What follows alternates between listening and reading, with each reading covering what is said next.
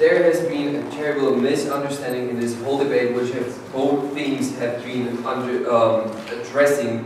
And however, and this misunderstanding is the definition of the word tied to.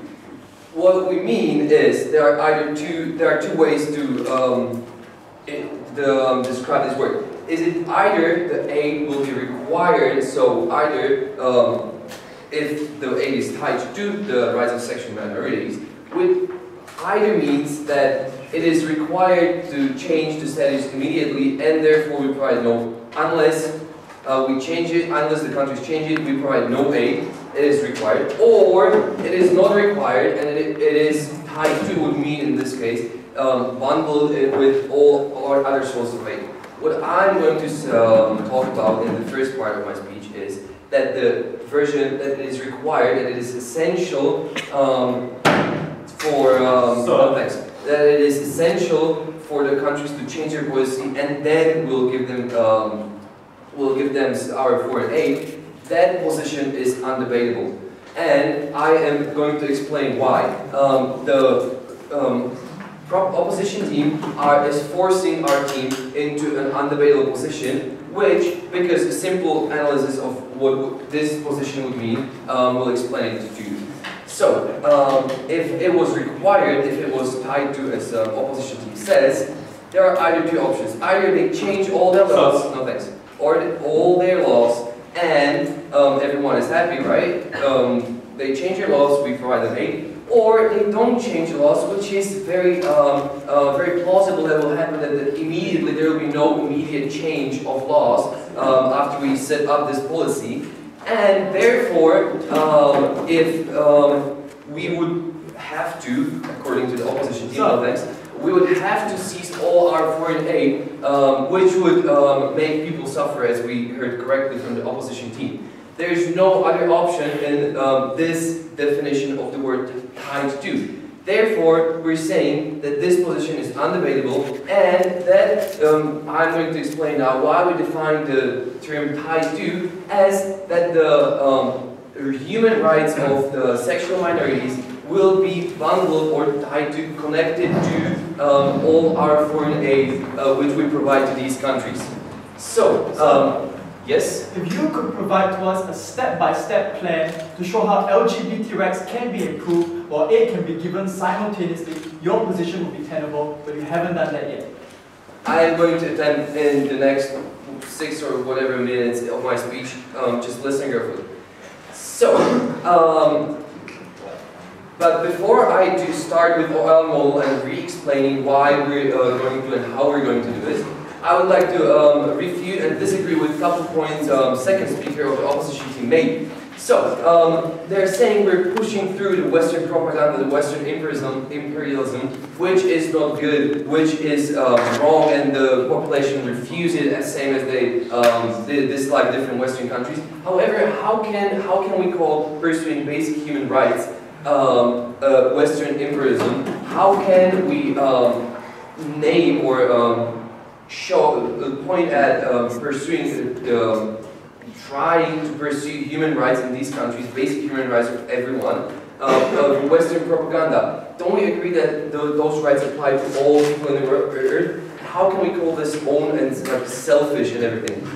We disagree with this. We say pursuing human rights are not selfish interests. Then, second rebuttal I'm going to mention in the speech is for the third argument of the second speaker, no thanks, and that is if we're breaching religion traditions with this our model. And to this point, we just want to say that religions, the fundamental thing about religion which cannot and should not change is the belief in God or the transcendence. However, different things around it might change, as we see in different religions. For example, Christians at first disagreement or the discrimination, no thanks, of women and medievals, let's say, it was huge. However, it is slightly changing. The societal changes, we can see that, and therefore we think that religions can change different policies about such as different minorities, and therefore,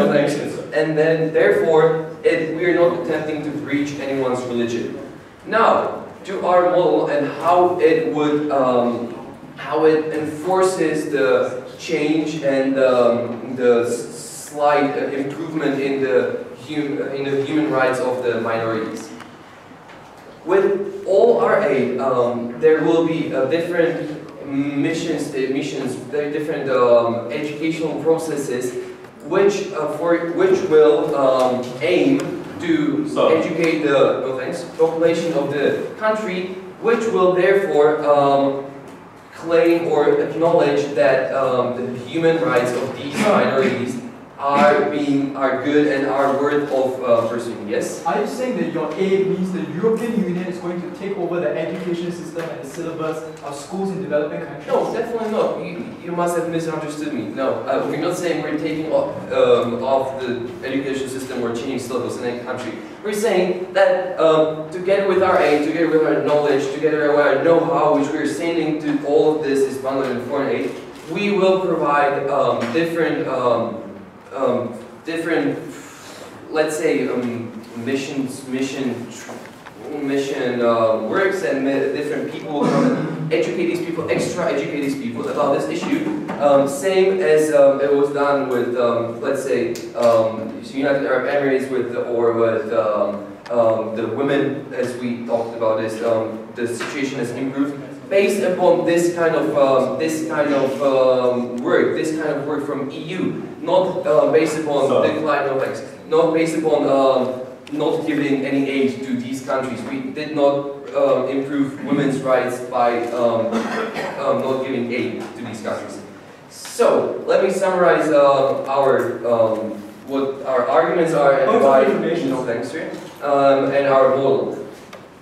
It is a moral duty to perceive human rights in any matter, and specifically in this matter, because these minorities are overlooked by the majority of the world, specifically these countries we're helping to. Why should EU do it? Why shouldn't anyone else do it? Well, we already explained that EU has a very unique position, and the opposition team slightly agreed with this, that EU has a very unique position, which is ideal for propagating human rights and the good values, the values which are worth pursuing, which should not be denied from anyone. The rights should not be denied from anyone. And then a third argument of our team was that if we do this consistently together with our point A, the mindset of people will change to our benefit. The similar mindsets will create this agreement between these countries and the European Union, which will be beneficial in the longer term. So, just to summarize this up, I think we stood to what we claim to come with, and therefore we should win this debate. Thank you very much.